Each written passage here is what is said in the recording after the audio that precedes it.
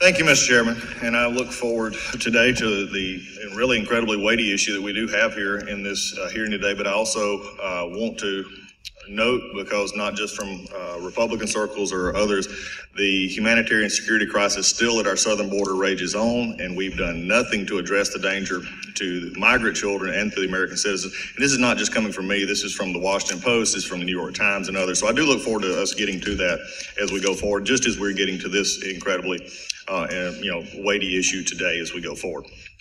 Everyone here can agree there's much suffering in our world. Today, we have the opportunity and obligation to listen to people with different perspectives on how to address it. As we do that, we stand on the shoulders of the civil rights heroes who fought before us, like two of my colleagues here. I'm from the Atlanta area, and I've watched over my lifetime as our country has recognized and responded to the disadvantage historically borne by racial minorities and women. We are not here today to betray the Civil Rights Act, but to uphold its ideals.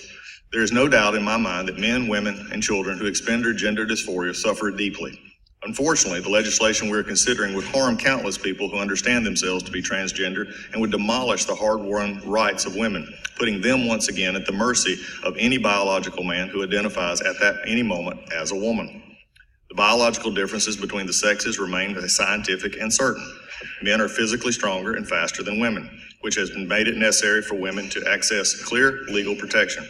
When any man can enter into a protected space and status is identifying as a woman, as noted by Women's Liberation Front leader, H.R. 5 nullifies women's and girls as coherent legal category worthy of civil rights protection.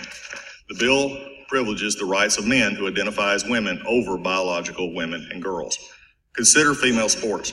Last year, 2 male athletes won the top 2 spots in Connecticut girls Class S indoor track meet.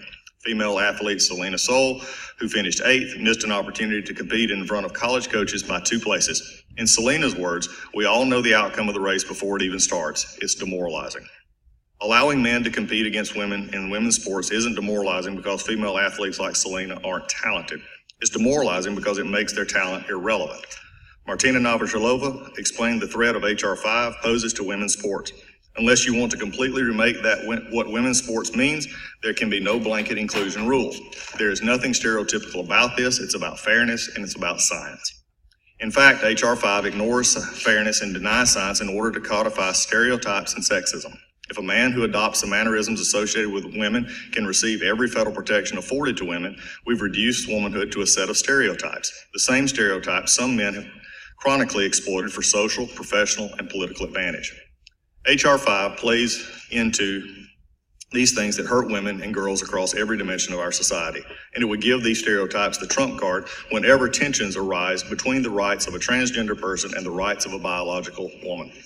The damage H.R. 5 would inflict on vulnerable Americans isn't limited to women. Administering chemotherapy to a healthy, cancer-free patient is malpractice, but H.R. 5 could compel doctors to prescribe hormones and perform major surgeries on adolescents based on their gender identity rather than the biological gender or medical condition. Under this bill, adolescents who can't decide what major to pursue in college would be empowered to force doctors bound by anti-discrimination laws to administer hormones that could render these children sterile and conduct irreversible surgeries. Mothers and fathers who have watched their children deteriorate physically and emotionally as they transition away from their biological sex are begging Congress to listen before we leap. Don't ignore the cost here, because they are steep. H.R. 5 erases civil rights protection for biological women and sets the stage for children to fall victim in permanent and unprecedented ways to the confusion that often characterizes adolescence. If the Democrats are determined to move this legislation forward anyway, we must acknowledge it automatically privileges the rights of biological men over the rights of biological women. This bill will cause suffering that is far-reaching and in many cases enduring.